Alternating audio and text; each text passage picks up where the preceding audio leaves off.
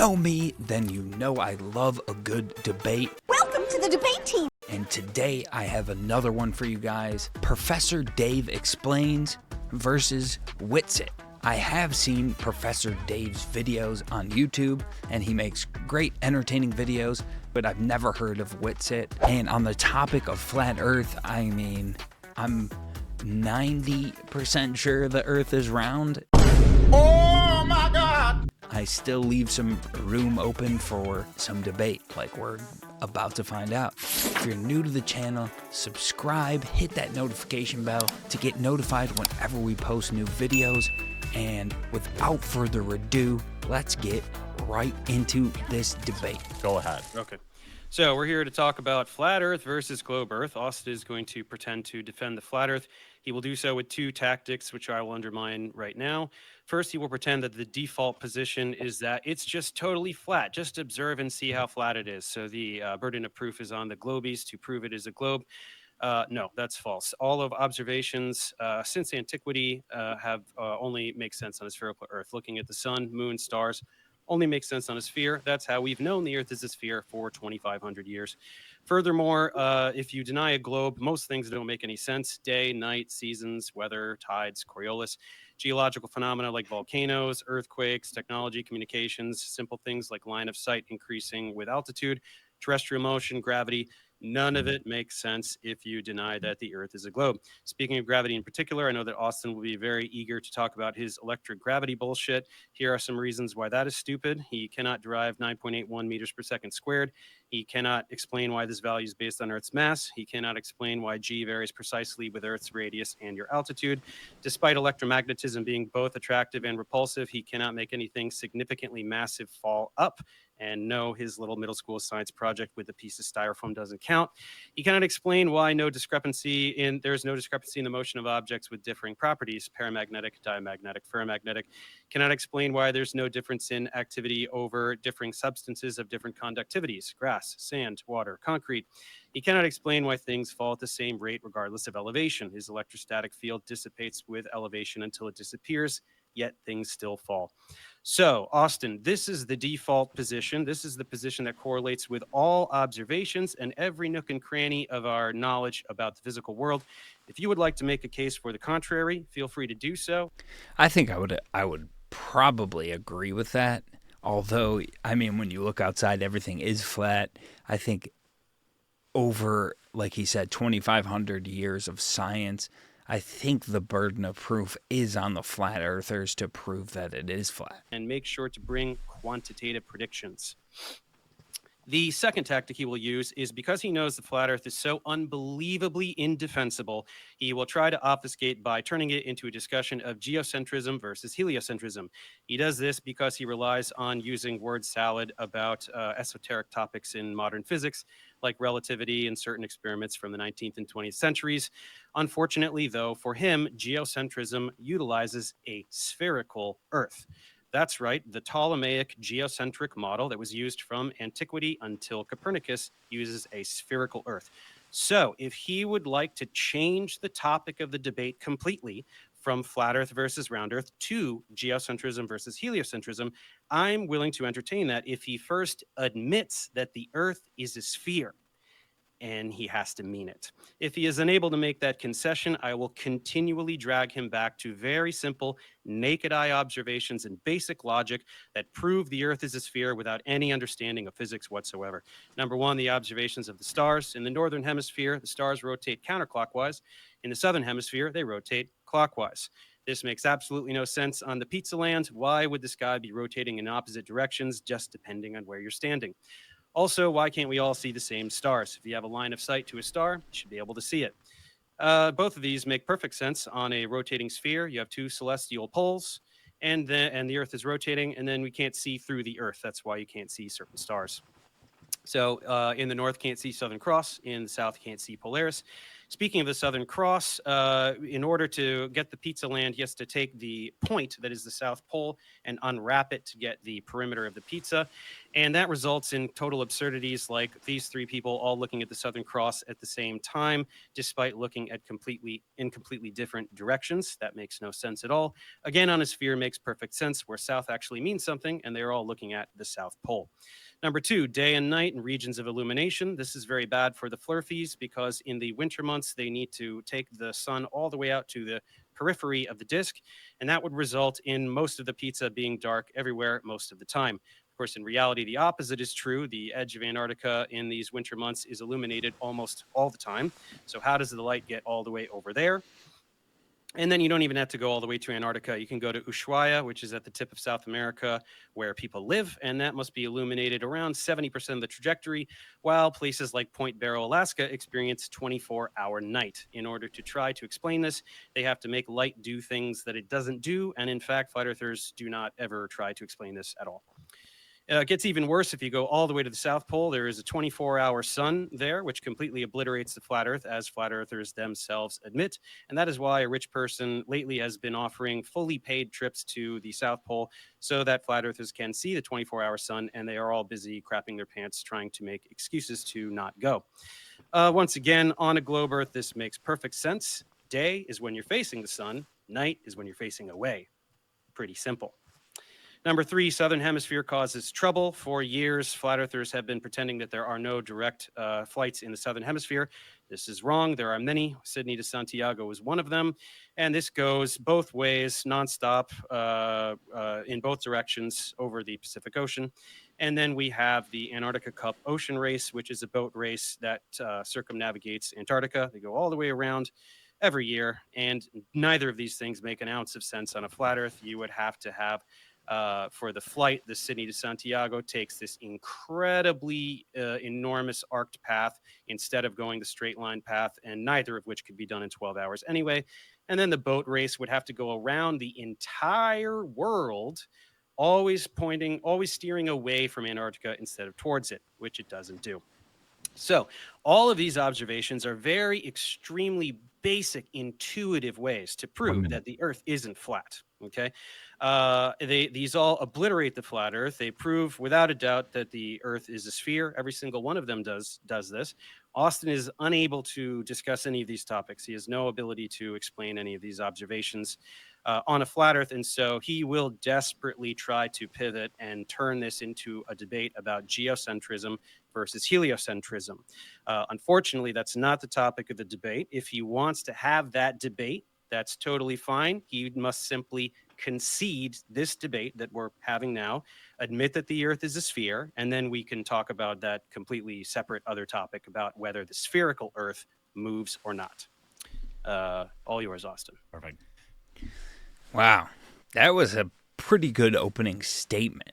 First, like I said in the beginning of the video, I'm somebody who listens to a lot of debates, and Dave really, I mean, he prepared for this debate. He had a whole slideshow. He explained all of his positions very thoroughly, and he predicted what Whitsit's position is and then argued against it before he could even have a chance. Cool.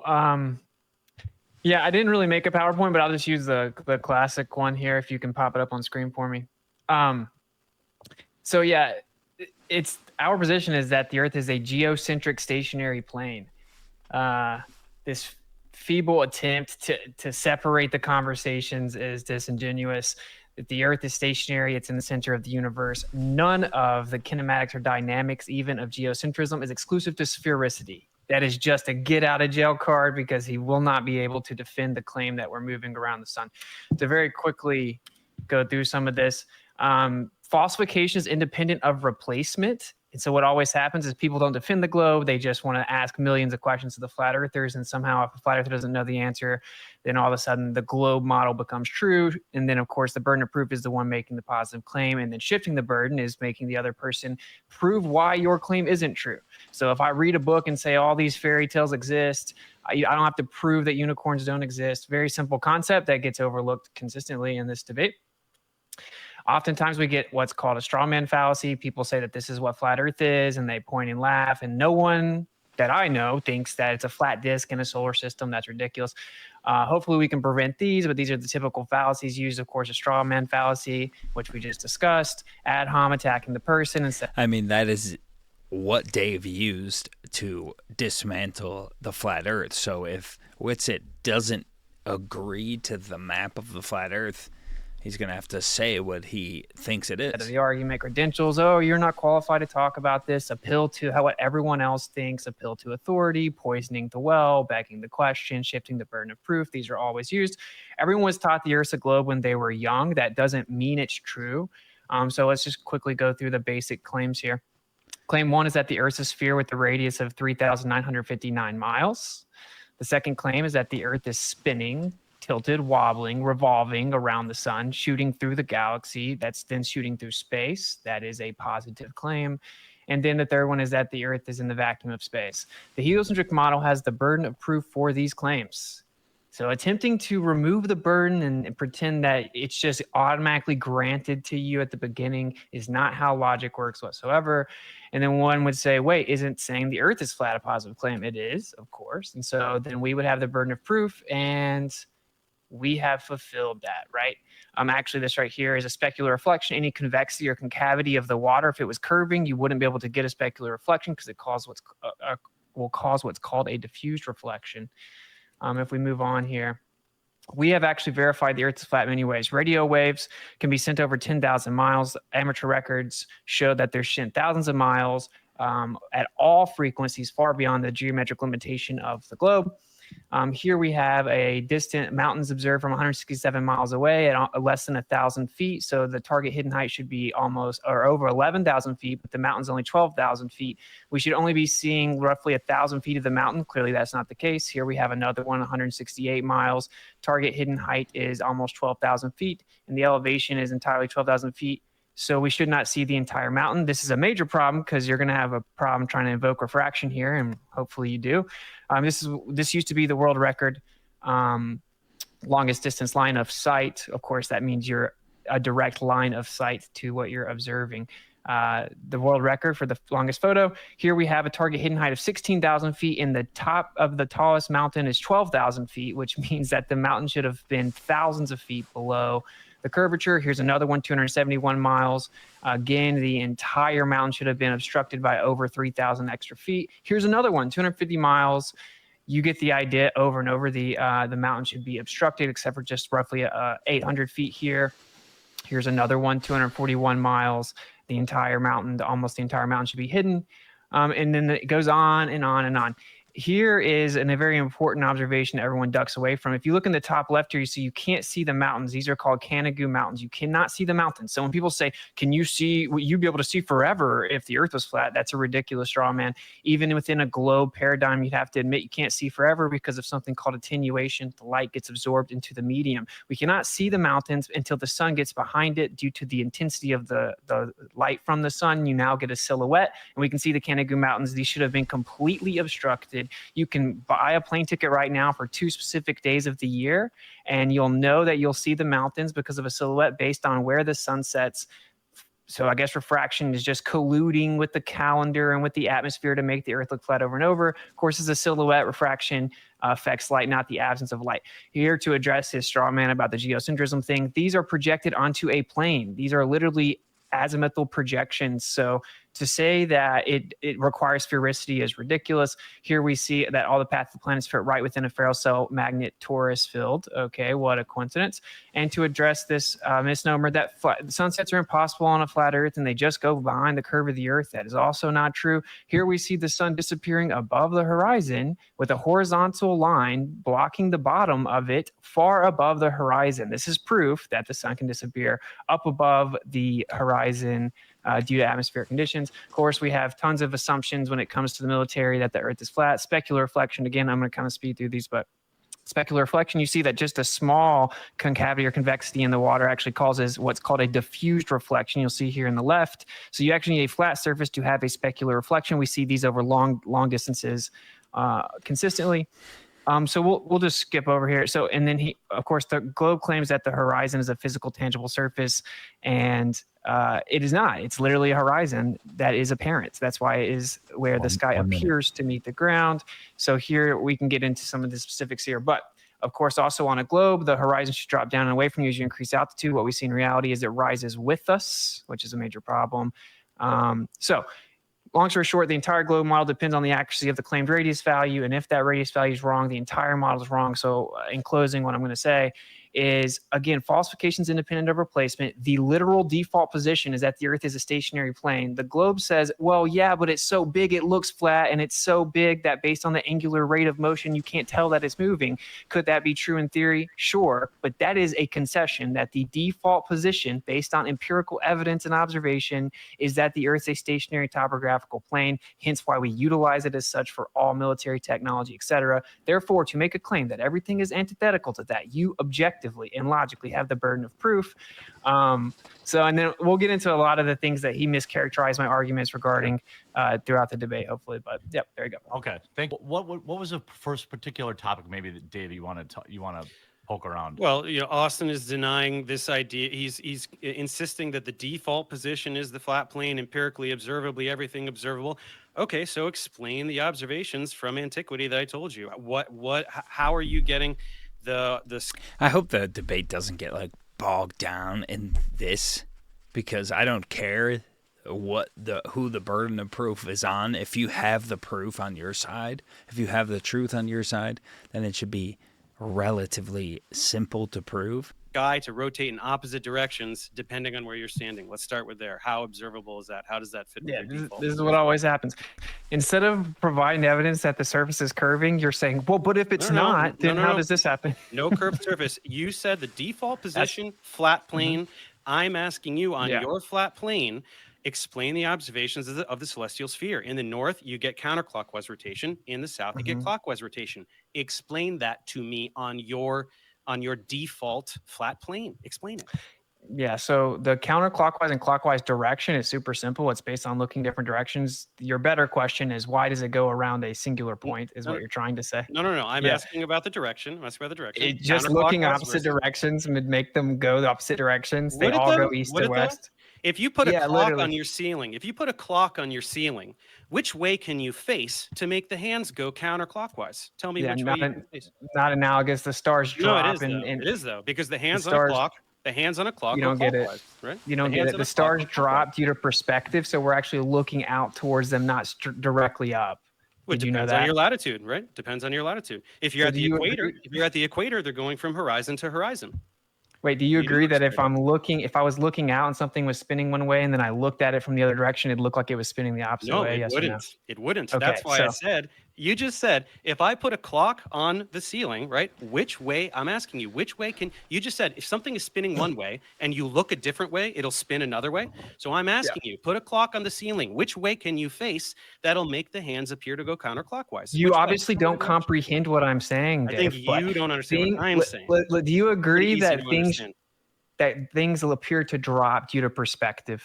Why are you talking about perspective? I'm talking because you don't understand it. So you're trying to obfuscate. No, I'm not. If the stars are above me on a plane and I look out, they're going to look like they're dropping down, which means I'm looking out at. You don't even understand basic stuff, dude. Look at this. Hang on. Where's the camera? Which way is this turning?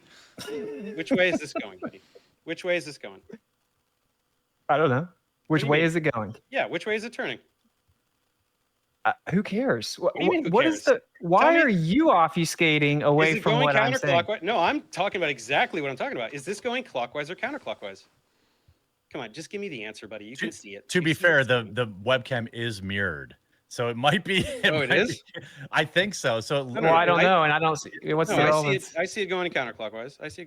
Yeah, that's how That's going counterclockwise, right? Just say it, Austin. Just say it. It looks like that, yes. Yeah. Okay. So we keep it turning. Do you think I don't understand the concept? No, I'm showing you, and I'm showing all the viewers. Look, which way is this going now? We all get the concept. Going clockwise. So if you're standing up here and you look at the sky, you see it rotating counterclockwise. If you're down here, you see it rotating clockwise. So admit that this phenomenon makes perfect sense on a globe, and on a flat Earth it doesn't, which is why you're rambling about perspective and all these other things. No, there was no rambling. You incessantly interrupted me explaining it because you know you can't No, because actually we're allow me trying to to say. change the subject. So, what is the flat Earth position? Am I describing that fairly, Dave? I'm oversimplifying. Sure. The flat Earth cannot explain the region. That was my second point. That it cannot explain the That's regions. what I of was trying to illumination. remember. Yeah. Yeah. Okay. So, what The is regions the, of what? The regions of illumination, the parts of the Earth that Yeah. are day or night at any given time. Yeah, You but have I absolutely know zero you ability know to- the answer. So I've Yeah, that heard the the Earth is answer a given sphere. to you. the viewers? No, don't but Dave know knows that. the answer. But So there's 10,000 people something watching. called The Don't answer know. is that if you're facing the sun, it's day, and if you're not, it's night. That's the answer. Dude, It's Dave, I'm pretty gonna easy to enlighten you, bro. If understand. you don't allow the Right. other person's point to be made, you didn't win anything. No matter how much Go coping's ahead. going We're on in the waiting chat. for you to make a point. Go ahead. Okay, it's called the coffee cup caustic. It's a literal physical effect that can be replicated. The light will actually bend around the rim of any type of containment. It can literally be demonstrated and shown to perfectly replicate the seasons, the perfect light distribution on a plane Earth. You're objectively though? wrong. You've had this presented to you, and now you're back here in front of people Who's pretending you presented don't this know to what me? it is. Who has presented this to me? Dave If you Weiss guys did. I could- watched it. No, Weiss floundered like a buffoon. That's why you guys all call him No. controlled opposition now. If you could demonstrate No. this, you'd all have videos demonstrating Coffee. this. There Show are me the literally model. hundreds of them. No. Coffee cup I'm not caustic. talking about, oh, shine it and, ooh, it kind of does a thing, sort of. I'm talking about show the precise regions of day and night over a several month period, right? Have it exactly precisely align with where it is It's day, where literally it's been night. done multiple times, Okay. Dave. So Sounds what like is an the- empty claim to me because I've never Oh, seen it. I just want you guys to remember, like, the audience doesn't know what coffee cup, whatever it is, right? Right, So 'cause it remember, doesn't mean anything. okay, but remember, you're talking to like normies. Sure. Okay, so That's what I'm asking. So, Austin, you have 2 minutes. Describe. Okay. We talked about how the sunlight stuff goes on. So, 2 minutes, and then Dave, you get 2 minutes. Okay.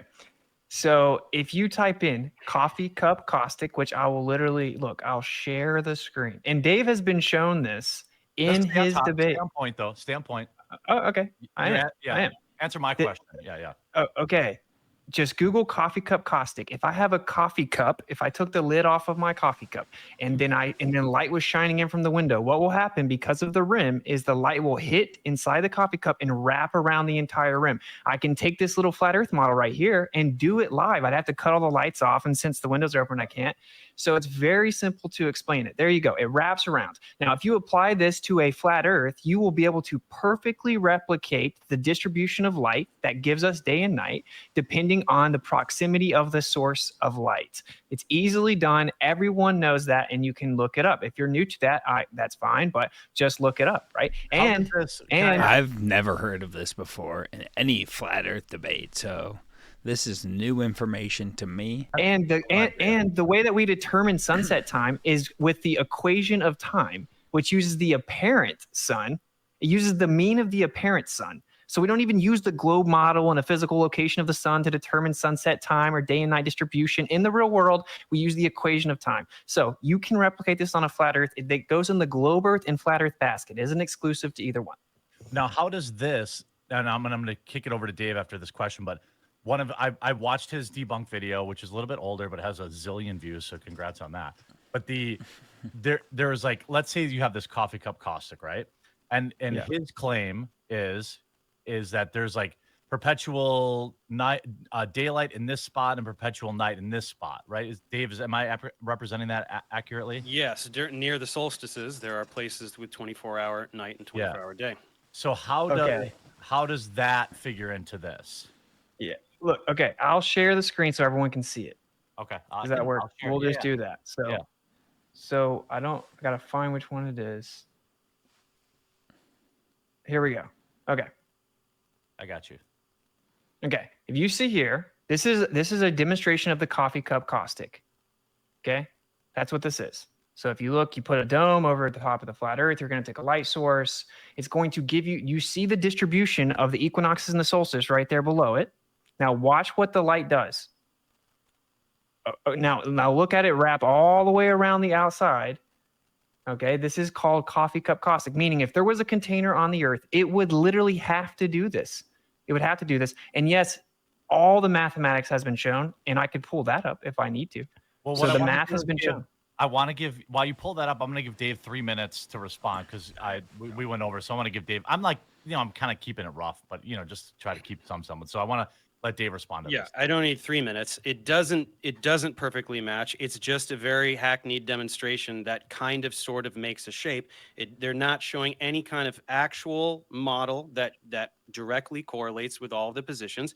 So number one, it absolutely does not correlate with the times of day and night. It doesn't do it. But second of all, it also creates gigantic problems because in order to get this, you're pretending that there's this dome, magical dome or whatever the hell you're talking about that's giving this effect, which number one isn't there, right? You cannot demonstrate that this dome is there. But number two, it creates other problems because if you're saying that the sun is outside of this dome, then you don't get to have the sun inside the dome for the magical explanation for tides and all these other things that don't make sense on a flat earth that you're pretending that the sun and the moon do, right? One of the points of contention is whether or not in the flat Earth model, and you guys correct me if I'm wrong, is whether or not the sun is inside or outside of this hypothetical dome.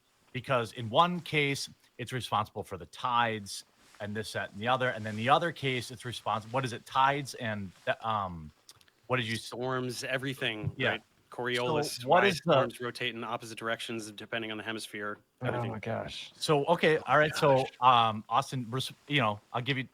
Go ahead and respond to that. Okay. Yeah. So we don't know what's above us because you can't freely just shoot stuff up as high as you want to. Okay. And GPS cuts off over a certain height. It's all militarized. But there could be layers to it. I don't know if you've ever thought of that, Dave, but there could just be layers. There could be multiple layers. And yeah, we know the sun affects things here. Tides don't work. You just gish gobs. Tides don't even work in your model. You can look up a paper by a Harvard paper, a century of tidal theory failures. Gotcha. Okay. Yeah. Okay, it's very simple. But this was if the whole debate is just, hey, let's just start spamming Austin with questions of how would this work on a flat Earth. That's not a debate. You're supposed to support the claim the Earth's a spinning ball. I showed direct falsification of it in my PowerPoint. So avoiding that is totally disingenuous. Like the rotation of the night sky, depending on latitude, and you can't answer. You just say the word perspective and run away. So Dave, no, I got 3 words out and you interrupted it. No. You were free to answer. That's all you could do. Let me remember we did the whole thing with the clock on the ceiling, and you have no idea what you're talking about. I want him to rebut the specific falsification of the globe, where we see things from hundreds of miles away that should be obstructed by literal miles of vertical curvature, including silhouettes. Pick one thing. Pick one thing like that. Okay, so that is the question. Okay, the question is, why do we see too far? And the answer is, we don't. Sorry, they're all lies. Every time you do a picture like that, you're lying about the distance, you're lying about the elevation, right? The altitude from which the picture is taken. You're just lying, right? All of these things. What is the picture you're talking about? Is this a picture where it's like, oh, here's a mountain that's they just take pictures and not a very good rebut, but I mean, I do understand where he's coming from because you can't necessarily verify where these pictures are coming from and the specific elevation and height. Like, look at this thing that's so far away, we shouldn't be able to see it. Or like, here's the Chicago skyline from across the lake. Well, we shouldn't be able to see it. They're just always lying. They're just lying about the distance. They're lying about various. Bro, those were everyone I showed was from a professional photography website that has nothing to do with flat Earth, with all of the information listed. Austin, your model doesn't claim that the distances are wrong. That isn't your model's answer. No, you guys just lie. You guys just lie. That's all it is. You just lie about how far away things are and how high. It's a professional photography website. It has nothing to do with flat Earth. Well, can you share one so people can see what you guys are talking about? Please? Yeah, sure. One of the people in this room are banned from Twitter. I don't want to name names, but the otherwise you can find them on Twitter or Dave, is there somewhere else where you want people to look for your stuff other than Okay. YouTube? One of these guys in the room is also propped up by all the algorithms. All right. I make popular content, man. I make popular content because it's funny. Wait. You're prioritized by the algorithm. No, I'm things that people like to watch are prioritized by the algorithm. If I Google Whitsit gets it, you come up. So few people are stupid enough to fall for a flat Earth, so nobody watches you guys. Dave, listen. Interesting. If I YouTube Whitsit gets it geocentrism, a literal stream I did, you pop up. Can you explain to me why you're popping up when I search for me? Okay, let's not play games. Let's try it. YouTube admitted in Congress they deprioritize flat Earth content because it's misinformation. So what? Yeah, I don't get it. I got if the Earth is flat, what's under it? Shorts. Yeah, Solar that's what I system got. from Earth's Of That's perspective. what I course, got too. because it's heavily censored. It doesn't mean it's true, but we don't have to play this game that like I you're got a not cheap propped date up. video. Jeff recommends popular content, bud. I make very good, informative, educational content. as Look at well that. as What do you debunk- wait? Go down. What do you have to do with Okay. Whitsit get to geocentrism? That's a good What does your video have to do with it? You I just don't know. proved my point live for the whole entire audience. Maybe I Thank put you. the keyword geocentrism in there. I don't even remember what my keywords are. No, you didn't. No, you didn't. You don't know. You don't know what my keywords are. I know for a fact you didn't. So anyway, You don't have let's access get to back my to the YouTube. photo. because I You don't know tested, my I keywords. tested this because you're the number one propped up anti-flat Earth. Dude. They admitted in Congress that they consider it misinformation. So they I 100% believe that YouTube props up certain channels and doesn't prop up certain channels. That doesn't mean Professor Dave doesn't make entertaining content that would get millions of views anyway, but it just means that YouTube prioritizes content like that. deprioritize it and they prioritize the information correcting the misinformation. That would be you, according to them. So they prioritize you. If you look up anything flat Earth related, you get Professor Dave. Okay, we all know that content blows the rest of your content out. That's why you got so many tens of millions of views. Look, I have 1,500 tutorials. Do we really want to talk about my education? No, bro, I'm not even. I hope good luck, brother. I'm not hating on you or your success. I'm just pointing out. No, you definitely. I'm literally not, dude. If you make $400 million, I don't care. I wish you would. I don't care. It doesn't matter. I'm just pointing out, bro. I'm just pointing out. Awesome. The objective fact that it's C-Park. Awesome. I love you, but hold on. Now, here's a picture that Austin shared. Nobody denies that this picture exists. Austin, what do you say this is showing?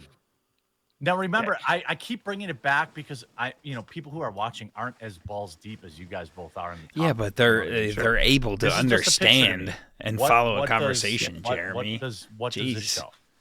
Okay, so this was the world record at the time. It's been beaten now for the longest line of sight photograph ever taken. This is a mountain called Pic Gaspard. Okay, and it was so now on a globe. If I look out, the Earth should be curving and blocking things in the distance, similar to how I can't look around a corner, right? If I look, it's like looking at a hill. So if based on your height, taken at 12,000 feet, though, right? Correct. Right. So what you do is you pull up Earth Curve Calculator, you put the observer height in, and then it'll tell you where the horizon will be, and it'll tell you how much of the target hidden height there is. So this is from the Earth Curve Calculator, official calculator. And if you look at it, the observer was 9,000 feet up. The target hidden height, meaning how much Earth curvature should be there, is 16,000 feet, and the top of the tallest part of the mountain is only 12,000 feet. That means the top of that mountain should be 4,000 feet below Earth curvature. Okay, and then Dave, what do you say to that? Two things. One, I cannot verify any of those numbers. Those could absolutely be fabricated by you. And number two, we're not doing any of the math. So those are two things that are not being verified. So instead, let's talk about something purely conceptual and intuitive. Why can we see farther with elevation? You're on the screen. Be careful. What happened? I know. Awesome. Okay, I was just saying. This guy's just denying basic math. I put my own home address on when I didn't realize it, so I was just telling. I get you. Good luck. Okay, yeah. Okay, let me finish the thing I was saying. Go ahead. Sorry, Dave. Go ahead. So we can't verify any of these numbers. So instead, let's just talk about something very simple and intuitive. If we are looking at something at the horizon, if we go up in elevation, we can see farther. That is not intuitive on a flat Earth because that actually increases the distance to the horizon, right? If you're going up, now there's an additional distance, right? If you get a hypotenuse, that's always going to be longer than the leg there. So why can we see further with higher elevation? That doesn't make any sense. Okay, that's insanely incorrect. So you change your angle of view. Correct. Okay, so just address the point, right? I did. Okay, go ahead. Within 7 seconds. He made a claim you're that here it doesn't and you're make any looking sense. here. It's if you go up, this is math. even farther now, right? If you're here and you're looking at something here and you go up in elevation, that thing is now further away from you. So why can you see further with additional elevation? Because you're increasing your angle of view. Increasing You your didn't angle know of view, that? you can see how can you see a further distance? We're not talking about an angle, a further distance. How can you see? Because now you're changing your angle of view, so you're increasing your angular resolution and the things that you can pick up in the distance. Also, the ground ramps up due to perspective. Dude, just Ramps imagine, up? just think about it simply. If I was on a flat floor and I laid my head down on the floor, as I start to stand up, I'm going to be able to see further along the floor because my angle of view increases. This is again not exclusive to a globe Earth. And you deflected away from the observation that refutes the globe again. Because I can't verify any of these numbers or the math. They're just lying about them. Okay, so if the numbers are correct, then you concede it refutes the globe. Probably not. No. Okay, then answer it as if the answer, because these are not my numbers. Okay, I don't know that. Everyone at home's gonna be able to go look it up. It's a official professional photography website. Yeah, I'm ducking a picture because it's a picture, right? I'm talking about very simple physical concepts, right? I'm talking about observations that we can all agree on, like the observation of a celestial sphere rotating counterclockwise versus clockwise, that you cannot explain, that only makes sense on a spherical Earth that we used in ancient times to prove that the Earth is a sphere. That's why sphere is the default position that you're trying to undermine by talking But hey, about real fast, can we show some intellectual honesty? I understand that you don't know these numbers, and fair enough. Okay, fair, you we should want don't to know. verify them. That's fair. That's fair. Yeah. I'm asking you, in good faith, Mhm. if the numbers were correct, which they are, what Hold would on, be you can't your say that response? part. You can say if the numbers were correct. Yeah, Okay. it's an intellectually honest question, and it's actually disingenuous to avoid addressing the evidence just with the cop out that I can't verify the numbers right now. It's actually really not, because when you have an entire model that is all interconnected and all observable phenomena are explained by that model, one singular datum, like one photo, is not going to be powerful enough to undermine an entire model. I will have to agree with that. If the numbers were true and if the math wasn't fudged, then I would say, okay, there's probably some kind of atmospheric effect or some kind of thing that I am not aware of that is making us see a little bit further. Maybe it's something that particular day. There's a particular humidity, or it's clearly over water. That's going to increase the atmospheric refractive effects. None of these observations are ever done over land. I think that's why. Same with the skyline of Chicago. They're always done over water for you guys. So there's something clearly, just one singular explanation that is missing. And that's why one datum is not going to undermine an entire model that explains every single thing about the world that we live in, from everything we see in the night sky to geological phenomena to just absolutely everything in our world, right? So hand wave dismissal, red herring fallacies, appeal to possibilities. That's your rebuttal. Okay, we can move on. Fallacy, name a fallacy, fallacy. Let's move Do on. you know that fallacies are important, Dave? Now, I know that you guys name random fallacies to pretend that you've won something when you didn't. That's You literally appealed to possibilities. You said there's probably something that could possibly be happening. You literally did a textbook appeal to possibility. It's all good. You're pretending that one observation is worth more than thousands upon thousands of observations every single day. Okay. Well, or correct the me. claim. There is a claim that the North Star used to be a different star, and it's a very vague, ambiguous claim based on like architecture. So there's no actual legitimate evidence verifying that. For all legitimately recorded history, we have Polaris. But there is something called a kinematic equivalence, which sure that sounds fancy, but it's not. Hold on. I know you're explaining it, but you didn't add. So is it what is the flat Earth position on stars? Do they move or do they not move? They move every day. That's called sidereal rotation. If you mean over time, there does seem to be a slight progression of the stars. But what I'm trying to explain is that isn't exclusive to the Earth moving or not moving, right? It's called kinematic equivalence, which is what relativity is about, relative motion. It's like, oh, is the plane moving or am I moving? You can never tell. That's what the globe model says. So anything that moves in the sky could by default not prove that we were the ones moving according to the official globe model. That's the point I'm making. It's called a kinematic equivalence. So whatever the stars are doing, because we can't go back thousands of years and verify if the North Star was different, whether it was or wasn't, it doesn't prove the Earth is moving. So Dave, your response to that? Yeah, a couple things. Number one, the North Star became Polaris in like 600 CE or something. 6,000 years ago or something. Yeah. No, way more recent than that. Polaris. It was Thuban in the times of the Egyptians, became Polaris. So that's well documented. But furthermore, we don't need to do that. We can very accurately observe Milankovitch cycles. We can see the precession of the rotational axis happens every year. It could be measured, and then there's parallax and all these other things. But that's not really what matters, because again, he's trying to do this thing where he doesn't have to where he's pretending that geocentrism doesn't assume a spherical Earth. When the argument was going on in the Renaissance, early Renaissance, about geocentrism and heliocentrism, we knew that the Earth was a sphere. So every time he does this kinematic equivalence thing, the kinematic equivalence he's trying to refer to is whether the Earth goes around the sun or if the sun goes around the Earth, not doing little donuts on a pizza land. That's not an equivalence. Those are not equal things. We're talking about one going around one or the other going around the other. Those are the two things. So geocentrism, you often try to defend a geocentric model. It assumes a spherical Earth. That is an actual model that can, to some reasonable precision, describe the motions of the celestial objects and put them where they're supposed to go and predict quantitatively where they're going to be.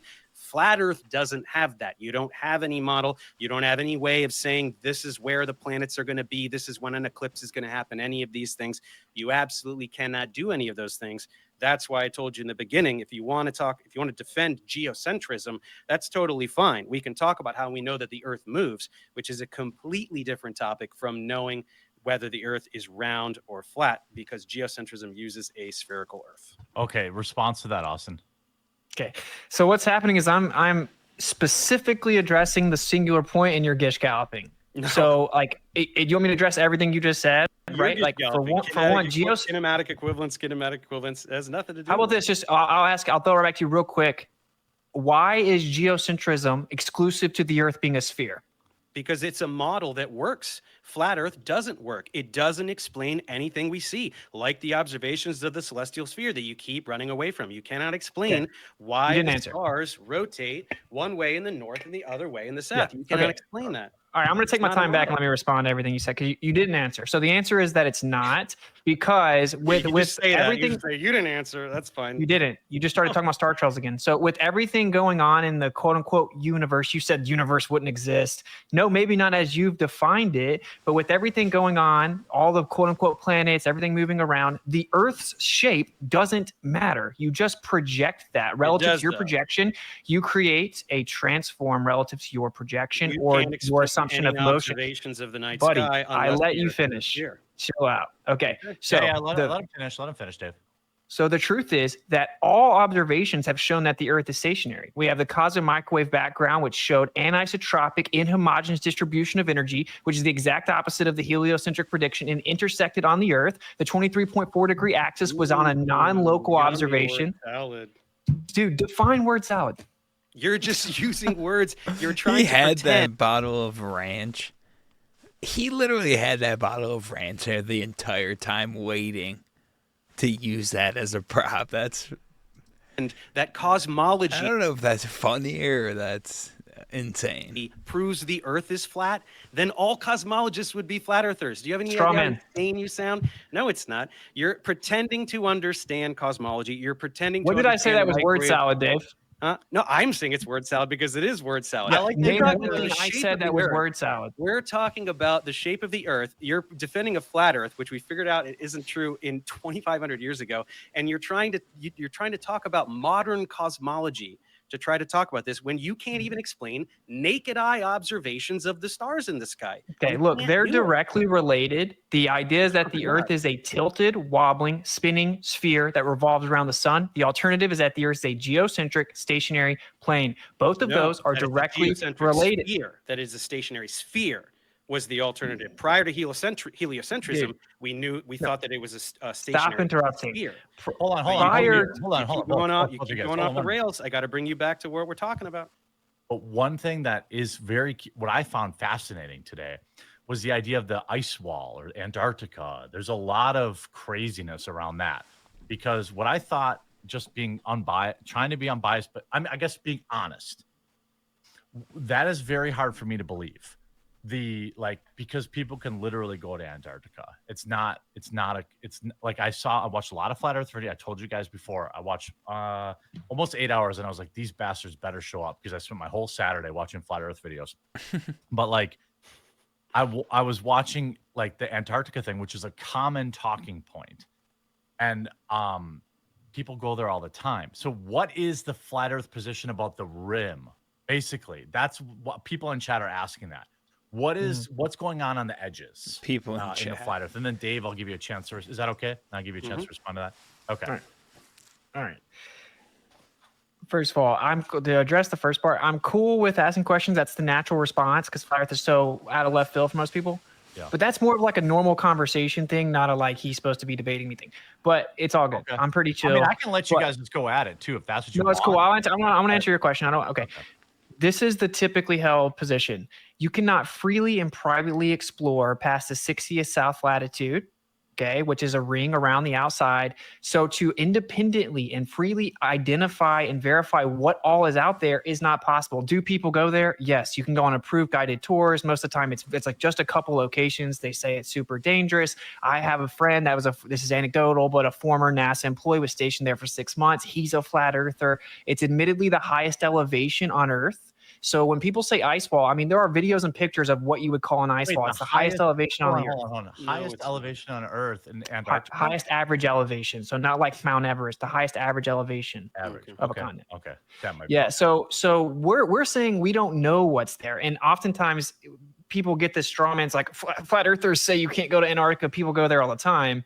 No, we're saying you can't freely and privately explore it, right? Like if I let you in my house, but you couldn't go upstairs, you couldn't tell me what was upstairs, right? A sex dungeon. I would know. So are you going to go with Will Duffy to the South Pole? He's paying for you. I told him when he first emailed me, before I even knew who he was, that I was open to going. I had specific parameters, which is that they can't take my words out of context and make a hit piece like they always do, that they have to be forthcoming about all the funding and all the stuff like that. And I said I would go. I have no reason not to go. Hold on, Dave. What's up? Can you explain the Will? Because I know about the Will Duffy thing, but most people watching. Yeah, I didn't know. I was getting these emails and not even knowing who he was, so I didn't reply. But this guy Will Duffy has been emailing flat earthers and people who make flat Earth debunking content about paying to bring some people to the South Pole to observe the 24-hour sun. He's like some eccentric billionaire guy, right? I don't really know anything about him, and I don't know how much money he has. I don't think he's a billionaire. I think he has enough money to pay for a couple people to go. Because I will go. I'll do the South Pole tour. I wouldn't. I have things to do, but I would love for some flat earthers to go and see the 24-hour sun. And most flat earthers are already making excuses. Weiss is saying he doesn't want to go because he's evil, Satan or something. I don't know what he's talking Austin about. said he would go. Okay, that's great. And Dave's position was that he doesn't respect people that are dishonest and hide behind anonymity and stuff like that. So whatever, I said I would go because, dude, I'm not scared of anything. You know I'm a flat earther. Did he contact you? Yeah. He sent like a mass email, and when I saw it, I responded. I said, dude, look, I'll go. It has to be transparent, honest. People have stolen money. They claim on their videos they're going to fly us, and then we contact them. They're like, I'm not going to actually fly you. That's just for my YouTube video. But he still has a GoFundMe up to make flat earthers look bad. So I said, if it's honest, I'll go. I'm not scared of the truth, dude. I'm a flat earther because you can go see mountains from hundreds of miles away consistently. It doesn't add up. The math doesn't add up. So anyway, and can I bring it back? I don't know how that's going to manifest, but as of now, it looks like it could be me and Jaron going with, I guess, Dave McKeegan or something. But I give you. And when we don't see the 24-hour sun, what are you going to have to see? So if you go, all right, right here and right now, you go, you see 24-hour sun, you come back, you make a video, because look, I saw this in Dave's video. I feel like I've saw you, and I have also. Everyone's been wrong. It's not like a big deal. I'm not saying you are. But I'm saying, what will it take? Like, if you go down there and you see 24-hour sunlight, you'll come back and say, all right, cool. I'm cool. It's global. I'm a global guy now. What would it take if you went to the South Pole for you to change your mind? If I saw a 24-hour sun that does a 360 around me, like the Go predicts, I would readily admit that does. What's a 360 around me look like? Like the sun should just do a full circle around you and never set, just like it does in the north in the midnight sun. It should do the same thing in the south. What does it look like in Alaska when it's light for 24 hours there? It literally does. If you're far enough north, you can just see the sun do a full circle around you, which is what the flat Earth predicts is what. What's up, Dave? Do you have any issue with that? I don't know. I've never been there. No, great. I can't wait. I really hope they go, and then when they come back, that's the end of flat Earth because that will be it. Well, let me finish what I was saying. Okay. Yes, go ahead. It would match the globe. I would step back and be like, whoa, I don't expect it to. So I would admit, yeah, that's weird. That matches the globe. That's not expected on the flat earth from my understanding, blah, blah, blah. I'd openly admit it. Isn't that what you just did to me about the photograph, or I was thinking of another explanation? What? No. I didn't even say that yet, but maybe. But a more definitive test actually is to charter a plane, fly far enough south, have multiple mechanical gyros spinning up that maintain rigidity in space. They should tip over as you go, and then it should flip over. So it should tip and flip based on the curvature of the Earth. If say that test and the 24-hour sun was actually manifested, which I don't have high hopes for, I would, if I found out for sure the Earth's a globe, I would be the first one to come out and admit I was wrong. Because that doesn't prove one thing doesn't prove is that we're flying through space. It doesn't prove any of this other nonsense. Okay, well, let me ask this. So, I mean, that's like pretty honest. I want to see if Dave will admit the same thing. If he was like given hard evidence that the Earth was flat, would he actually change his mind? you know, I feel like Austin's been on a bit of the hot seat. So let me pose a question to Dave. I watched a bunch of your videos today. I actually really appreciate, I can definitely tell you're a teacher because all of your PowerPoint slides gave me PTSD back to my college days. I'm good with slides. Yeah. I actually, when I was getting my master's degree, I still had a professor that used overhead projectors that he had like written in the 70s. Old school. Yeah. Yeah. But I've heard the terminology around flat Earth several times in your videos about grifting, right? Mm-hmm. What is the grift? Like, what is the grift in saying that there's a flat Earth? Can you kind of describe that? Because I don't see a lot of these flat Earth guys being like, give me money. Like, well, so what is it? It's just a little cult, and there's super chats, and they do the conferences and all these things. That's all it is. So there's it's not like a huge grift. It's not like Scientology. I love how he said, I'm going to put you on the hot seat. And then he was like, what? How are flat earthers grifting? How is that putting him on the hot seat? You should have asked him the exact same question. If he's presented evidence that the earth was flat, would he actually admit it and make a video about it? Or something, but okay, we all agree Scientology is a huge grift, right? I hope we all agree that. Yeah. Dude, flat Earth doesn't make you money, bro. I get demonetized all the time. I'm deprioritized. And I had to lose a 6-figure job offer because I had flat Earth videos online. Okay. It is if you were gonna grift, why would you pick the thing that doesn't make money? Because you're like, it doesn't make a better grift. If you could do I've been debunking Billy Carson and some of these guys on the Rogan thing. That guy actually makes money lying about archaeology and ancient aliens and stuff like that. That would be a smarter grift. What? Okay, anyway, but this is the problem. People are gonna get so triggered that like Dave's not being forced to actually address his improper claims. Okay, well, what is I'm just gonna be real. No, he's right here. He's right. Okay, hold on, Dave. All right. What is it? Articulate the question that Dave has not answered, and then Dave, the floor is all yours. ears. Yeah. Okay, yeah. So like I explained earlier, when we looked at the cosmic microwave background, it actually showed that there was, he called this word salad, anisotropic. Hold on. Wait, what is it? I just want to, we're not all, so what did you say? The what microwave? It's called the cosmic microwave background, CMB, which is just, you send something up high in the air and you read the electromagnetic radiation. There's the visible spectrum of light, then there's the non-visible spectrum. It's pulling in all the data from the light that you can't see with your eyes. If you've ever researched flat Earth, you know this image, right? Dave's seen this probably image. Yeah, most people has nothing to do with flat Earth. I mean, this is cosmology. Hold on. But hold on, Dave. Hold on. Just let him. Yeah. Just let him. It's about is the Earth moving or not? So in the current model that the Earth is flying around the sun, the universe, whatever, all energy should be evenly distributed. That's called homogeneous, and it should be isotropic, meaning it has no preferred direction. Okay, but what they saw was that it was inhomogeneous and anisotropic, and actually the part that had a preferred direction intersected on the Earth. And they ended up calling it the axis of evil. And then what they saw was that this anisotropic inhomogeneous distribution of energy was actually on a 23.4 degree tilt, which was supposedly the Earth's tilt, but it was observed way beyond our quote unquote galaxy, which means it could not have been the Earth tilted. So it's a major problem. The CMB matched the geocentric model. Okay, Austin.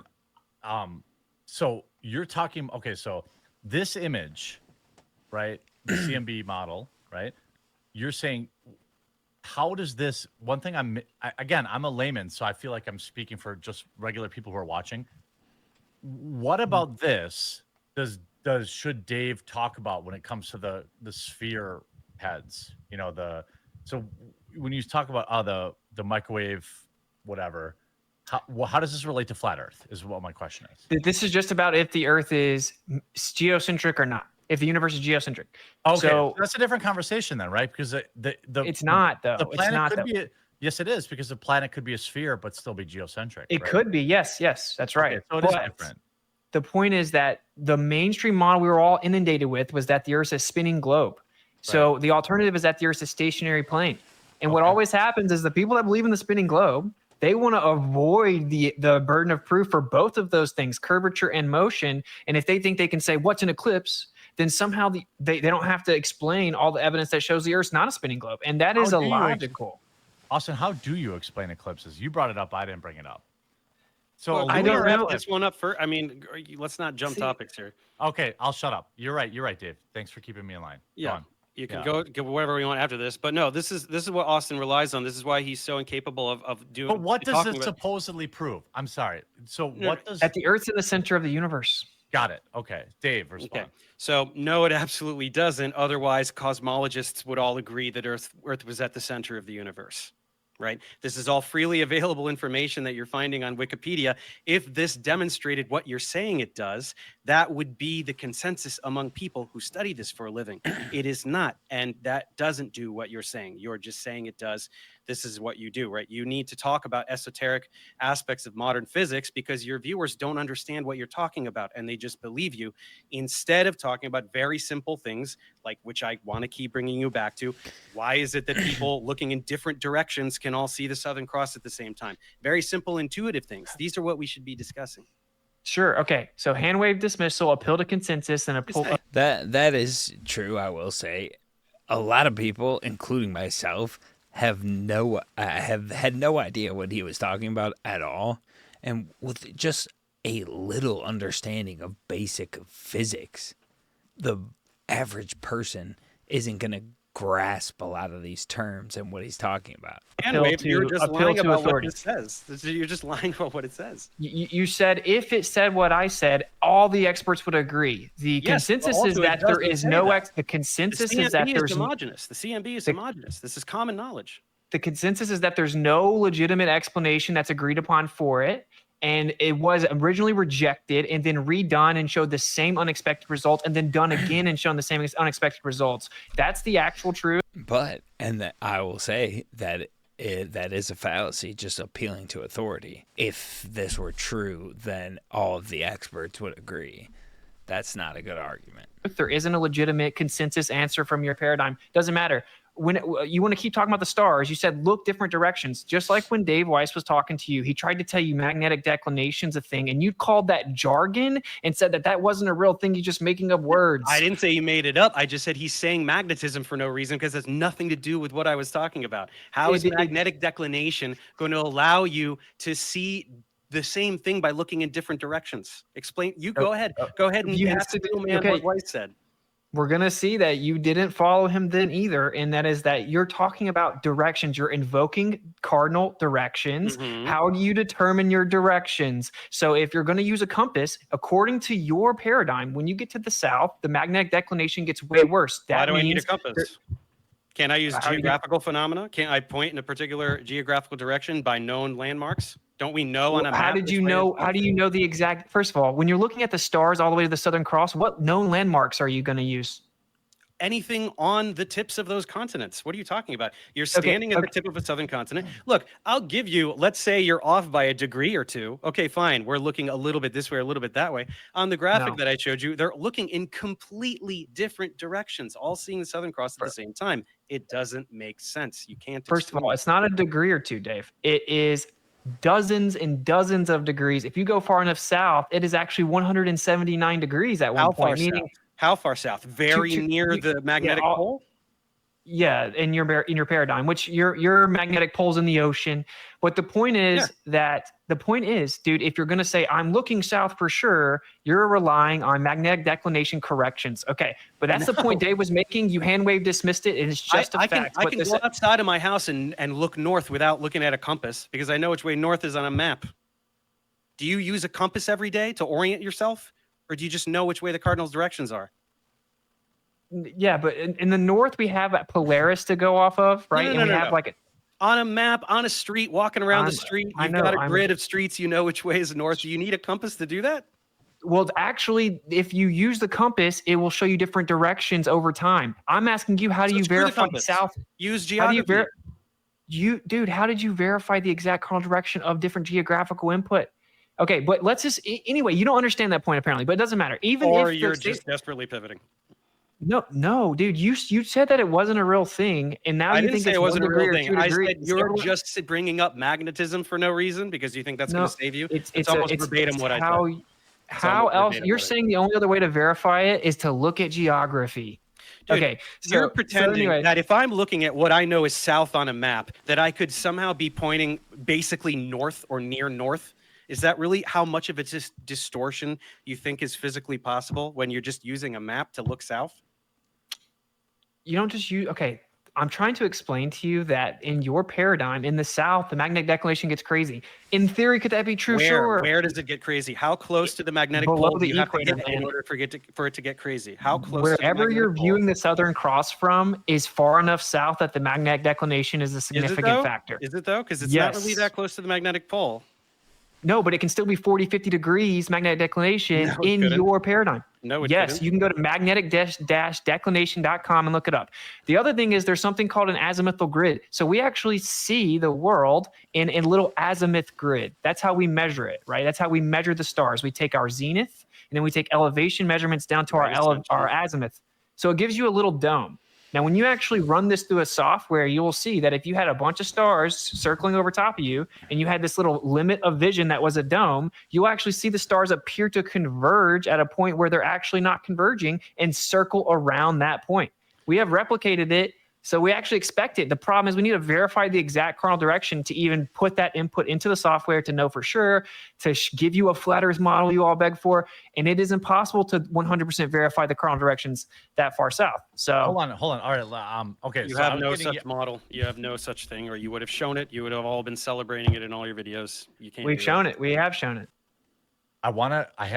Obviously everyone's pissed that I haven't brought up the ice wall, the edge, or the dome. That's the last thing I want to end on. But I did want to ask you about this video. I'm a big SpaceX guy. I'm a big, I'm a big space guy. We're on SpaceX right now. Bro. Starlink. I know. Sorry. I know. I'm sorry. Yeah. It's a lot of it's fake, brother. Sorry. Yeah, I know. Well, that's what people say. So when we watch this, I won't watch it, but right. So this was the space jump, right? We can obviously see the Earth is digitally or not curved, right?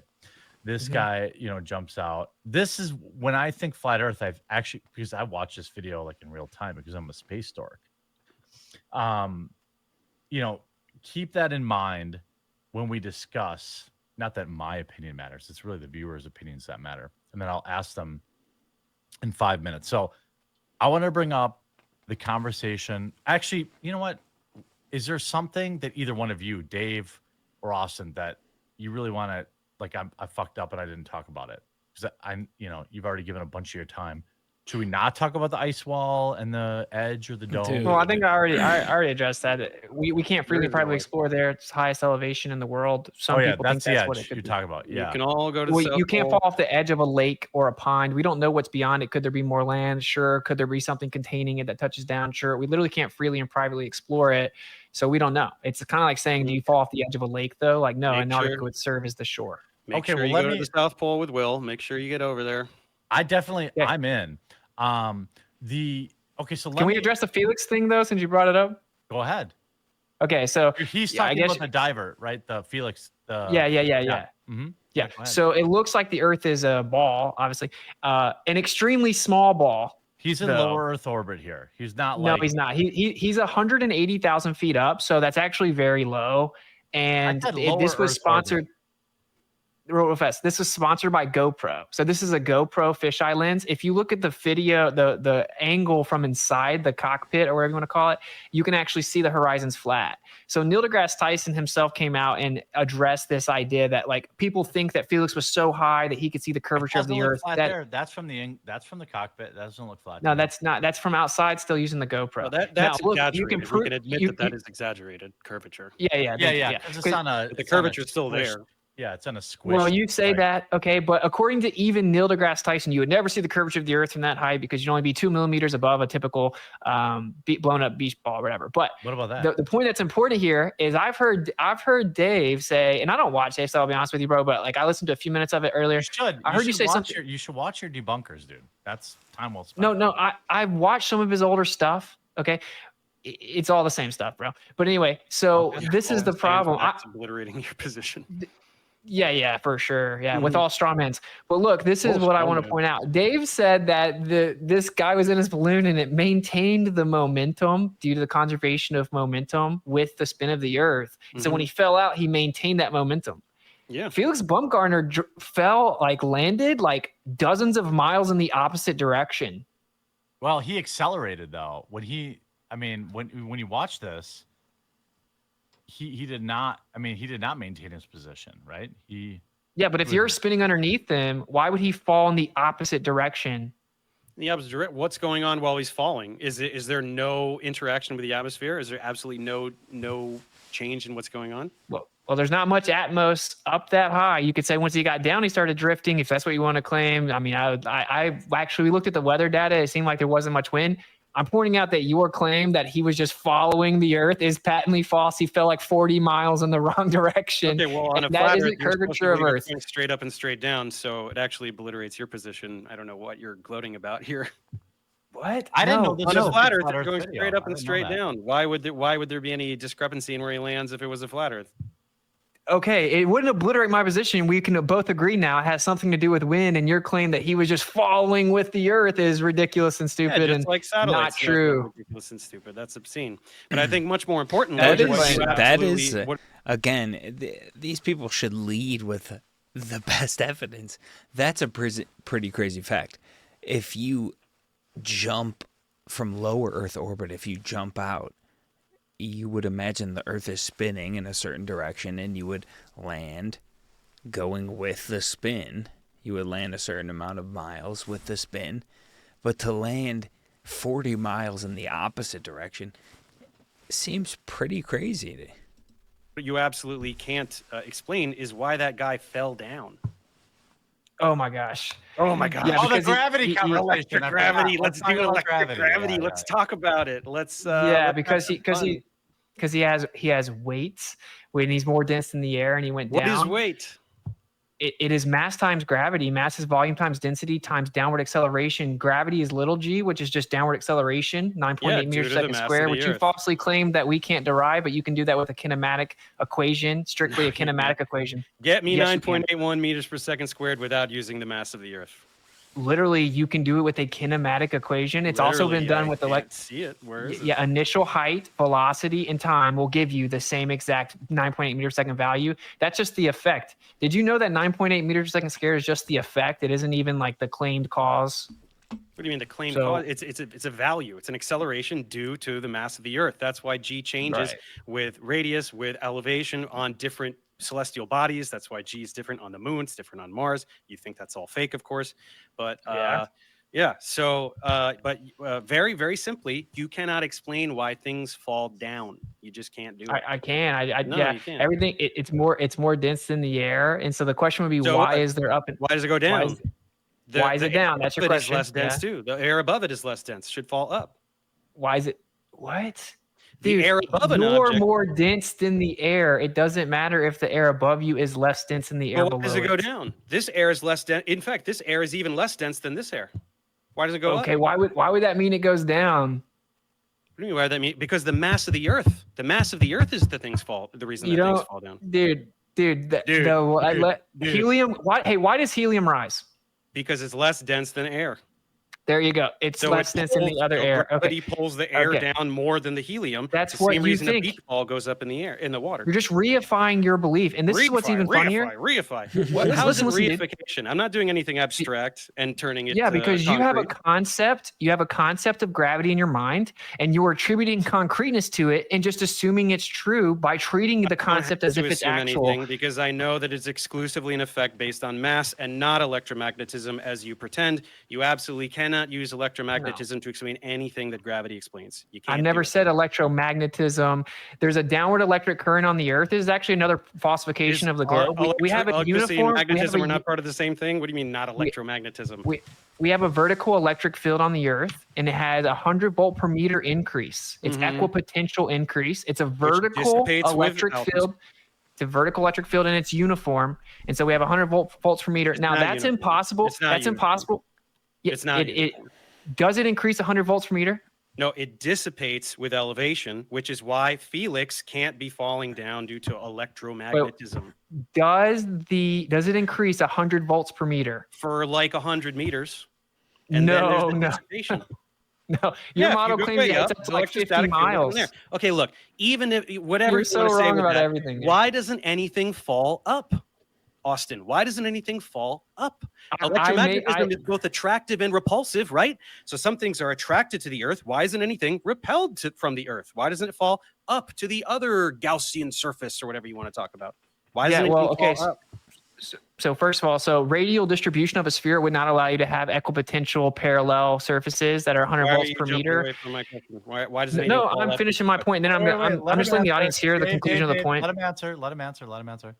So that's the conclusion of the point that Dave previously avoided, which is that radial distribution of a sphere could not replicate what we have on the Earth. But you said, why don't things go up? You mentioned my middle school experiment or whatever you called it, right? Where I actually made something lift, and I did it with iron filings. I did it with multiple different materials, even insulators. So you said that doesn't count, and I can't make big objects. Yeah, I can't make big objects. Okay.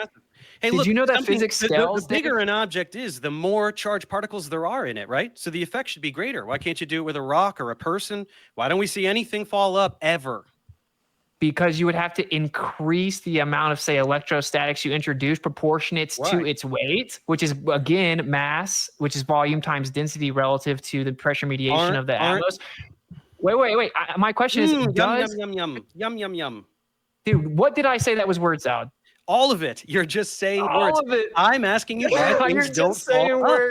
In a field, particles of opposite charges are accelerated in opposite directions, right? So why can't you make anything fall up? Why doesn't anything on the Earth fall up? It's a very simple question. I'm trying to explain it. A lot of people fail up. I'm just saying. Fail. Yeah.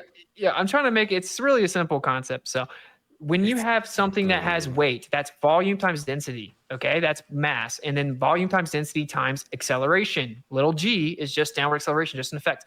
So whenever that's the case, that pressure mediates. Acceleration due to gravity. That's what you guys believe. That's what he thinks, okay? Little g is just the effect. It isn't exclusive to any belief. Okay. Well, everyone keeps invoking little g as if it's proof of, I guess, the bending and warping of space and time or whatever. Well, we don't even have to go with electricity. I know you can't go that route. Trust me. We know. Well, no, you can. Relativity is one of the most corroborated theories in the history of science, but it doesn't matter. No, it's not. You can just use Newton. Well, it is. It was falsified in 1933. Fritz Zwicky was off by 99%. Definitely was never falsified. Let me ask this question, dude. It's a simple question. You said that my experiment doesn't do anything. In reality, what I did was manipulate the electric field, and then it caused the objects to go up, even though that they were heavier than the air. What you did was apply an enormous electric field to overwhelm the effects of gravity. You took a different force, electromagnetism, to overwhelm gravity for a teeny tiny little object, Right. Once again, what I just said, a very massive object, a lot of matter, has more charged particles. In my body, there are many, many more charged particles than a tiny piece of styrofoam. What about the effect be greater? Can't we accelerate up? Can't we levitate? Can't we fly? Why not? I just have a simple question. You won't let me get it out because you know you won't. I just answered it. Ask the question then. Ask the question. Okay, I've tried like 3 times. It's simple. You're saying that doesn't count because I can't do it with bigger objects. Yeah. Do you know that physics scales? Yeah, so a larger object, more charged particles, the effect should be greater. Why doesn't anything? So you agree though that if I do the same principle on a bigger scale, if I increase the force proportionate to the object, I would be able to make things go up. And your claim that you can't do it with bigger objects is completely ridiculous, non sequitur. Countering gravity. You would be countering gravity. I'm talking about gravity again. Stop saying reification. Do you have any idea how dumb you sound when you say Hold reification? on. Come on. Okay. You're just begging the question over and over, dude. You're just saying, I promise. Hold on, fellas. Listen, we're bringing it home. you can only do this with a Van der Graaf generator because you are applying an external field to overwhelm gravity. You're saying that out there in the world, it's all electrostatic. So we shouldn't need a Van der Graaf generator. Out there in the world, where this is an electromagnetic effect, and we know that electromagnetism is both attractive and repulsive. Out there in the world, why doesn't anything fall up ever? Okay. First of all, depending on the environment, say like your hair will stick up during thunderstorms. Bumblebees literally do something called non-contact pollen detachment. They fly over top of the flowers and the pollen levitates. Literally, there is naturally occurring phenomena that's based on the electric field of the earth. You're saying we're adding an external force? No, we're manipulating the force that's already. Let me finish. We're manipulating the force that's already there. I didn't add anything. Everything that exists is electrostatic, right? Which is on the smallest scale is 10 to 36 power stronger than your belief in gravity. And all molecular and intermolecular attractive forces are electrostatic. That means all objects that exist are held together by that. So you're acting like I'm adding something that wasn't there. No, I'm just manipulating what was there. Now you do the same thing with your belief in gravity. Isolate gravity and prove it's true. Yeah, things only fall down. That's it. Well, I'm asking you why things don't fall up. All you're doing is citing, a bumblebee does something. These are all teeny tiny objects where electrostatics can overwhelm the effect of gravity. Why doesn't a rock fall up, or a person or a car or anything ever? Let me ask this. Because the pressure mediated by the density relationship and the weight makes it go down. It's pretty simple. Okay. I feel like you both. Those sure were words. Okay. So, dude, that's pretty bad look. Well, hold on. It is a bad look for you. All right, hold on, gentlemen. What I want to say is that you both have been extremely well behaved and entertaining, and I want to let the viewers, of which there are many thousands, get in for a few minutes. But do I dare bring up Cavendish? Do I dare bring up, because that is a point of contention, right? Of that matter attracts matter, right? That disproves gravity, right? Like I'm a very large fat man, very attractive young, but not young. Why did I say young? That's creepy. Very attractive thin women are often attracted to me. But the let's actually not go down that. Let's not go down that road. It's probably too complicated. I want to let people. Yeah, because everything's electrostatic. It's way stronger than gravity's claimed to be. Yeah, but they shield for electrostatic. If you have a lot of questions like that, it's like, we can have a conversation in the future, man, whether it's streamed or not. It's maybe down the rabbit hole too far. I just want to, this is the only thing that I really want to know, Dave, before we move on, bro. Like, all right, go ahead. You said you didn't think the numbers were correct, whatever, you dismissed it. Then you said maybe there's some type of atmospheric effect. Do you agree, though, that refraction is the bending of light, which means that a silhouette can't be refracted because it is the absence of light? What? Can a silhouette be refracted? If you're seeing something, there's light traveling to your eyes. So sure, but the mountains, there. The mountain should be below the curve of the earth, right? But we're seeing the silhouette once it gets backlit, which means you need a line of sight to the physical object blocking the light. I don't know, man. So we falsified the doing. I saw a thing. Therefore, everything we know about physics and science in general is wrong. It's just not going to fly. Dave concedes defeat. You heard it here first. Okay, conceded the Earth is flat. Everybody knows now. Dave conceded. It's so easy to go against flat earthers. Just dismiss all the uncomfortable evidence and ask about. It's not uncomfortable evidence. You just make up bullshit. Like just ask about random things that we were taught when we were 5. Like, well, then how does this work? And like, whatever. I mean, I ask very simple things like why does the night sky rotate in opposite directions in opposite hemispheres? You have yet to answer that. You have answered it directly. No, okay, go ahead. Repeat that. If you look a different way, it'll rotate a different way. I said first of all, you have to verify coronal direction, which when we go to the south, we actually use immense magnetic declination corrections, which could be skewing where you think you're viewing. That's just a celestial pole. Just a fact. Looking at the celestial pole with your eyeball. Let him finish. Just a fact. And then he's scalping. It's just word salad. He's just saying words to deflect. Dude, stop using the term word salad. You don't know what it means. It means you're just saying words that aren't saying anything, which is what you're doing. That's what it means, and that's what you do. Right? But you can never give specific examples of when I did it.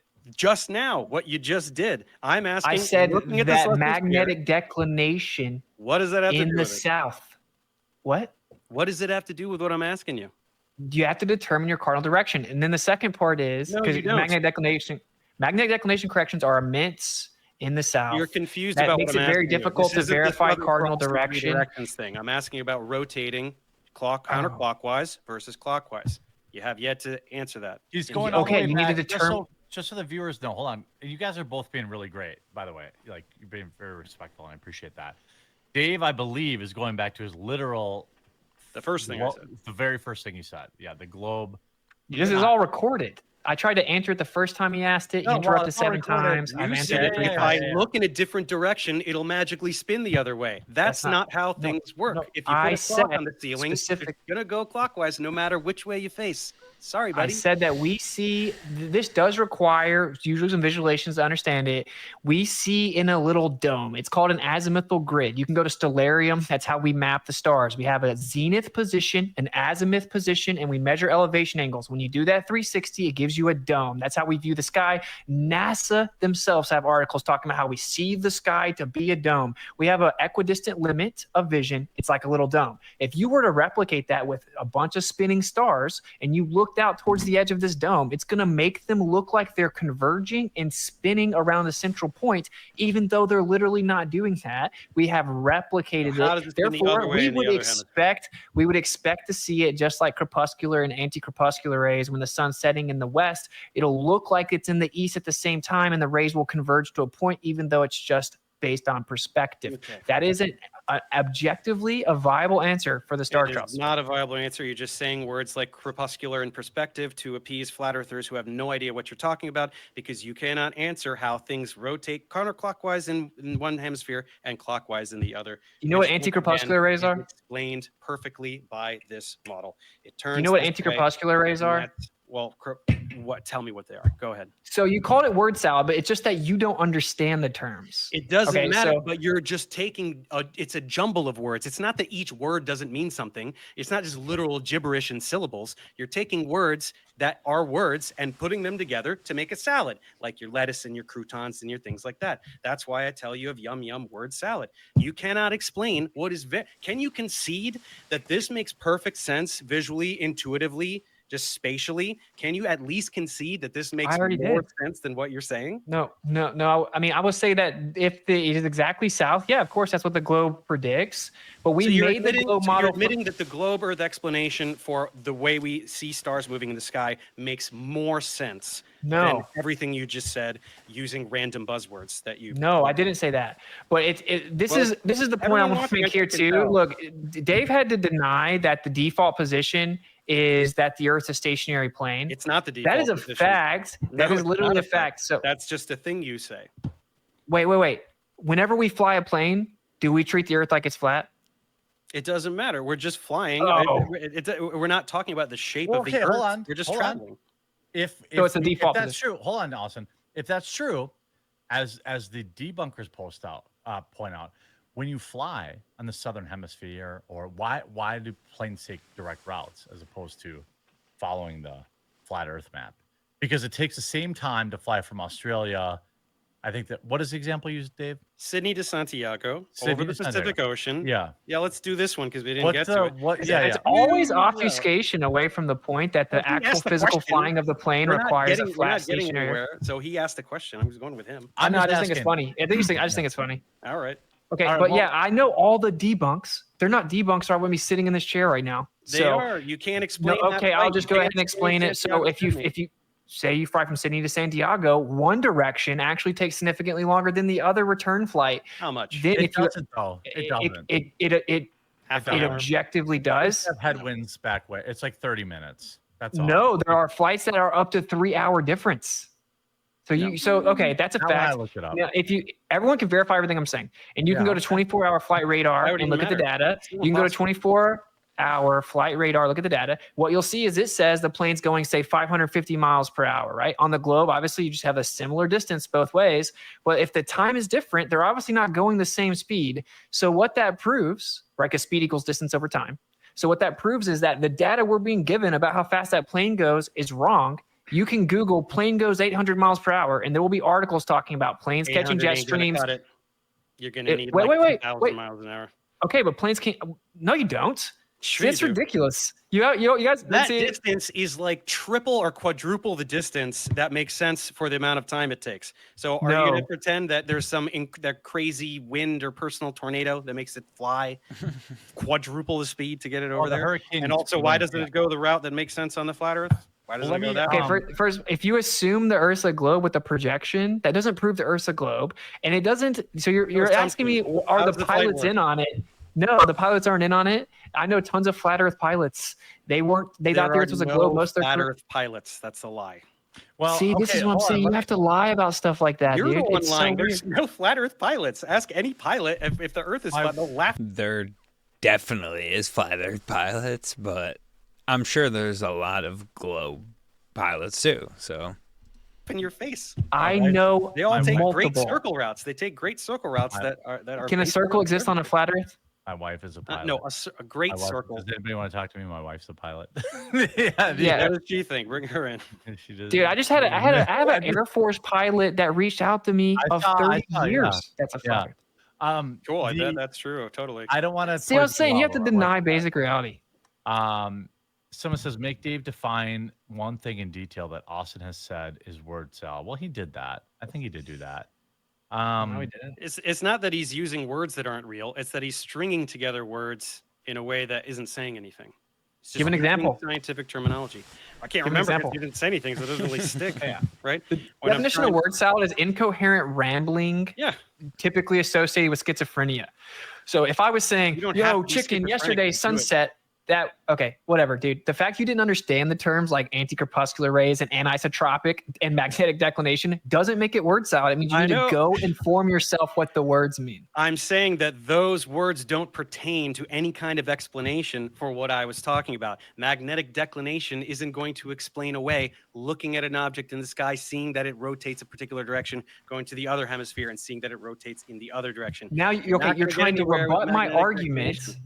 You're trying to rebut my argument, but that doesn't. You string it need to together do with a bunch that. of other Don't words. just dismiss the argument as word salad. It's basically vocalizing inept vocabulary skills and bragging about it. It's super No, weird. It's pointing out that you use a bunch of terminology rapid fire to make it sound like you know what you're talking about, to trick people into thinking that you know what you're talking about. Somebody That's said. what word Somebody salad. said this. I have a challenge for both Dave and Austin.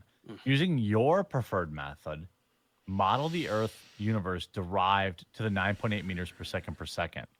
It's indisputable that falling objects accelerate towards the ground at that acceleration. Gravity is true.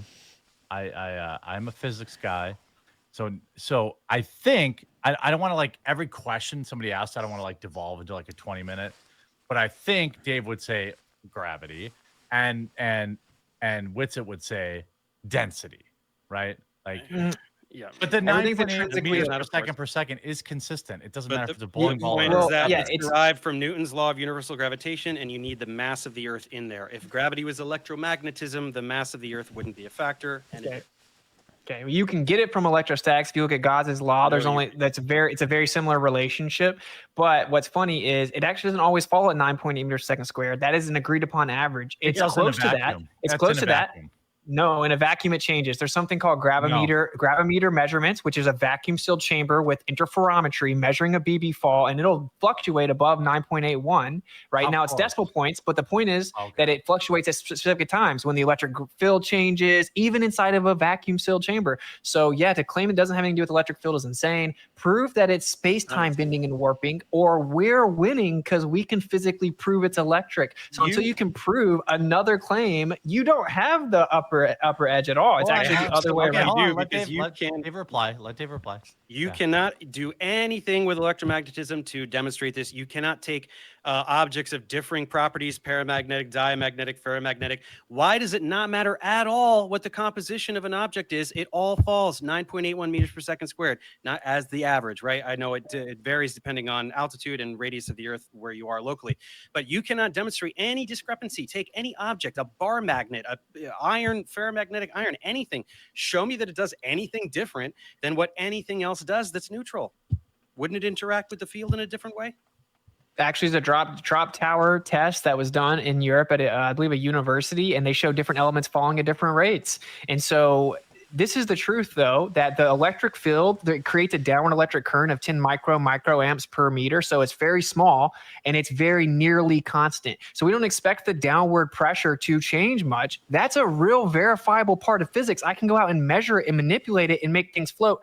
Can you prove that space-time is bending and warping? No, of course not. To what you said. Can just assume. No, you absolutely can. Relativity is very well corroborated, but you have absolutely zero ability, right? Opposite charges accelerate in opposite directions in an electric field, right? So why, again, does nothing fall up? Okay, because when the object is more dense, density is the compactness of matter. So what holds the matter together? It's electrostatic charges that gives it a compactness. Literally, all molecular and intermolecular attractive forces are electrostatic in nature. And if you call that word salad, that's insane because that's just a direct quote. No, it is word salad because you're not answering the question. You're it's a just direct quote from random Purdue terms. University, dude. Purdue? What? I just quoted Purdue verbatim. So this is the problem with listening to people like this guy. They're just going to dismiss it as word salad. You can't have an intellectually honest conversation. You're just it's just random. It's just random words. You just said density. I'm asking you why nothing falls up, and you answered density. Air is less dense here. Air is less dense here. In fact, this air is less dense than this air because it becomes less dense with elevation. Why does it fall down? Why does it's still less dense in the object in all scenarios, Dave? Do you not know that even in a vacuum, it's still more dense than the environment or the medium, right? It doesn't matter if it's a little bit less dense. The object's still more dense down because the mass of the Earth is below it. So why doesn't anything accelerate upwards? Why doesn't anything fly to the other Gaussian surface? Why isn't anything repelled by the Earth? Because there's a downward electric current. Electromagnetism. There's a downward electric. Flip the current. What about a lightning strike? Because you can't manipulate the entire Earth. When the lightning strikes, does something there suddenly fly up to the cloud? There's a reversal of polarity there. Why is it that you can't get anything to fall up? Okay, you cannot flip the entire electric field of the Earth. Now, for it to be analogous to right there, right under the lightning bolt, something can fly up. No? All right, here's and I want to give you guys both, what do you think, 3 minutes to go out on? I mean, I need like 30 seconds. I don't need it. Okay, all right, 2 minutes to go out on. And since I think Dave, you went first, leading in. We'll let Austin go first, leading out. Go ahead. Actually time it. So, the default position is that the Earth's a stationary plane. It's what we all experience. Could, in theory, the Earth be a spinning globe? Sure. Whenever you point at the sky and say, look, it matches the globe, it's very ignorant because we made the globe model from the sky. We took observations and reverse engineered the way that we see the sky and assumed the Earth's a sphere. Of course it matches. That's how we made it. And it didn't match for hundreds of years. It had to constantly be updated, still being updated. Relativity is the most verified theory ever. Isn't true at all. 1933, Fritz Zwicky saw the galaxy cluster only had 1% of the mass it needed to actually keep the galaxies from escaping. That means it was missing 99% mass. That's called dark matter. It was originally called missing mass. It's still a major problem. Relativity can't even predict things on the quantum, local, or cosmological scale. It's been falsified with things such as anisotropic light propagation, meaning light's actually in a variant, it changes, etc. So a lot of these things are a bit more complex. I encourage people to go actually look at my channel or Ether Cosmology and listen to us break down Einstein's papers, and you can hear him say it. Look at the tests that falsify this stuff. But this is the part that's very important. Falsifications independent of replacement. We were all told that the Earth's a spinning globe. It's very easy to mock and ridicule people that are much more informed and diligently research and actually go out and do tests in real life than actually look into it for yourself. I get it. But just calling them names, appealing to consensus or whatever, doesn't matter. This is a crazy conversation. And actually what we have proven for step one is that the Earth is stationary, and that's been done with interferometry. And so even Einstein admitted that if the interferometry measurements were correct, that his entire theory is wrong and the Earth is stationary, effectively being the implication. We have verified that the interferometry changes with altitude, periodicity, etc. Long story short, it has been proven that the Earth is stationary. It is therefore in the center of the universe. All observations ever showed that. The globe claims everything is actually an illusion. It just looks like the Earth's in the center. It looks like the Earth is flat, but it's really not. Everything is just an illusion. So I encourage you to inform yourself about it because, you can't really be confident in your position until you actually know what your position is. And the vast majority of people don't even understand the globe model. So they actually don't know what they believe in. So that's really the only reason I do this is to encourage people to at least inform themselves about what they believe before they're so confident in it. Thanks, Austin. Thanks so much, dude. Dave? lead us out. I'll stay on live after Dave's final here, but yeah, thank you both for coming on. Cool. No, he's absolutely wrong. The default position is that the Earth is a sphere, and as predicted, he chose to obfuscate by going to relativity and Einstein and all these things, which are not helpful. Since antiquity, we've known that the Earth is a sphere. All observations demand that the Earth is a sphere. He was absolutely incapable of answering this. He just did a thing about, if you look in a different direction, it's going to spin the other way. Doesn't make any sense. Was totally unable to explain this. Utilize magnetic declination. Again, these positions are nowhere near the magnetic pole, and so the idea that they could just suddenly all be looking in the same direction because magnetic declination. I'm sorry, David Weiss. I'm sorry, Austin. This is not sufficient explanation. Day and night's regions of illumination. All we got was a little toddler, shine a light on a thing where there's supposed to be a dome, even though there's not actually any dome, and the sun's going to be outside, or is it going to be inside? Doesn't make any sense either. South Pole, come back to that again, day and night. Southern Hemisphere, we did not get to any adequate explanation of how this route is possible. He just said, they go really fast. I don't remember what he said, some wind or something. And we definitely have absolutely no explanation for this Antarctica Cup ocean race. These boats are not going all the way the entire world, turning the opposite direction of where they are actually turning. So I think that was pretty fun. I think we managed to stay away for the most part from the esoteric aspects of modern physics that Austin likes to spew his word salads about. And we stuck for the most part to things like gravity and things falling. So it was somewhat productive, but I do look forward to Austin going to the South Pole. Hell yeah. I'll go with you, bud. Seeing I'm the built for it. 24-hour sun, and then I can't wait to see his video saying, I now believe it's a sphere, and then we can be rid of this idiotic flat Earth disease forever, hopefully. Maybe in 1,000 years it'll come back somehow. I don't know. So Gentlemen, there you have it, guys. I will have to say this is probably the first Flat Earth debate that I've ever watched that Whitsit, Austin, he had an answer to everything that Dave brought up. He had a response. He had an explanation for everything. Some stuff that I've literally never heard in any debate. To the spherical model credit, all of the stuff makes sense because that's why we have that model. With any debate, nobody's going to actually change their mind. I think Dave said that in the beginning and I will say, in some of the debate, Dave, he would appeal to authority and he would make those arguments like, we've done this in the past, like, this has been proven by other people, instead of giving the actual evidence. So I'm glad that there's people out there holding these people to account.